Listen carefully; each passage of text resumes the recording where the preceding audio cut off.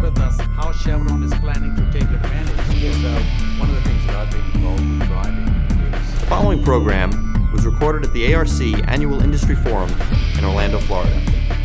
I'm pleased to welcome Andy Chatha, President of ARC Advisory Group. Hello, I'm here today with Kevyn Renner, Senior Technology Consultant with Chevron Corporation.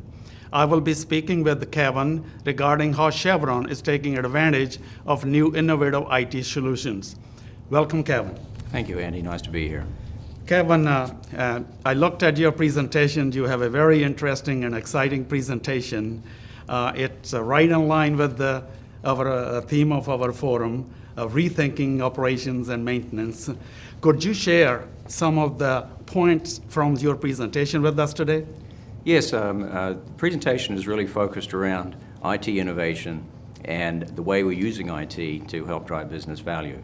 Incorporated with that is new collaboration technologies that we're focusing on developing situational awareness amongst our operations and maintenance folks as part of our global manufacturing operation. Kevyn, could you share with us how Chevron is planning to take advantage of new innovative IT solutions? Yes, one of the things that I've been involved with driving is an application we've been piloting recently called RAVE. It stands for Real Asset Virtualization Environment. And what it does is it takes advantage of recent improvements and recent technologies applied from the social networking space of virtual worlds. And we take that environment and add to it 3D asset models from in this case, our refining environment. We combine those two technologies, and that enables us to then collaborate remotely as avatars, no matter where we're located. And that gives us an enormous amount of opportunity to take advantage of the knowledge base within the company, no matter where those folks are located, in essentially real time. So they can collaborate around these assets, virtually represented in a virtual space, and as a result, execute work processes numerous times before executing those work processes in the real world out in the refinery. So you see collaboration as real important in manufacturing environment these days? Absolutely. If you think back to some of the presentations on the first day of the conference, there was a lot of discussion around knowledge capture and the aging workforce, especially in our manufacturing space. And one way we're going to help enable moving forward with this loss of expertise is enhancing our ability to collaborate, because the folks that are left behind are the resource that we have to bring to bear on the problems and the issues and the work processes that we face as part of an industry. And collaboration isn't just bringing people together. A lot of folks tend to think that we're collaborating with video conferencing. Well, yes, we do. We bring people together from that perspective, but it's more than that. Collaboration requires the addition of context, and to add context to the discussion or to the collaboration then allows the participants to participate as their roles are in that collaborative environment, and that is the secret sauce, so to speak, of a collaborative space. And with RAVE, we're doing that because in addition to the avatars participating in the virtual space with the 3D model, we are adding context to that model by adding resources and data sources into that virtual space.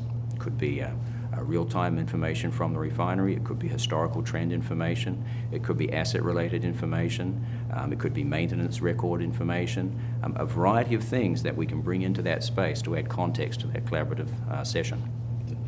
So you are saying that you can even currently take your existing assets and do scanning, scan them, and really add real life value to them. So you see value even actually doing this for your existing assets? Yes, absolutely. There's really two ways of building the 3D model. We can get that in the case of a new plant. Typically we get that from the engineering contractor or the CAD model that is developed, that the plant is built from. We can also, with most of our existing facilities, we can go out and, as you say, we can scan using laser scanning. And from the laser scanning, we build a 3D model, and then we intelligize that model, And that's the model that we then place in the virtual space or the virtual room, yes. Could you say a little bit sort of what sort of effort goes into this? How long it takes it? You know, you don't have to talk specifically about Chevron. Maybe just in general terms. Is this something companies is reasonable to make investments? They can get good ROI and so forth. Yes, the laser scanning of the existing assets is clearly fairly. I wouldn't say intensive, but an example might be we laser scanned all the utilities at the El Segundo refinery in California, and that was about a 4-month effort. But once you have that CAD model, that 3D model, then you're able to utilize it in numerous work processes and cases where you didn't have it prior to that. Typically also when you have this 3D CAD model with a new facility that comes from the engineering contractor, a lot of times that model is placed on the shelf and pretty soon it's out of date. And a lot of money is spent on developing that CAD model in the first place, and this is another opportunity for us to take advantage of that money that's been spent, that investment.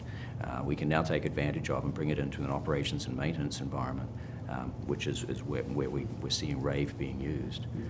Last time I listened to your presentation, you know, you had all sorts of avatars in your presentations. I mean, it was really futuristic, but at the same time, actually, you know, very good for training your people and using it many different ways. So you use this tool in many different ways, I take it. Yes, we piloted it at the Salt Lake City refinery, and that was a very interesting process because, as you might expect, virtual worlds, immersive virtual rooms, which these things have become called, and utilizing avatars as representatives of the folks that are participating is something that's pretty foreign to most people in manufacturing. Of course, the digital natives, as we call them, the folks that are probably under 25 years of age, it's natural for them. And we exercised 4 or 5 different use cases in the Salt Lake refinery pilot, utilizing this RAVE space. And the results were astounding. So, and we'll be talking about those in the presentation this afternoon. Kevin, could you tell us a little bit more about innovation, how you are driving innovation at Chevron?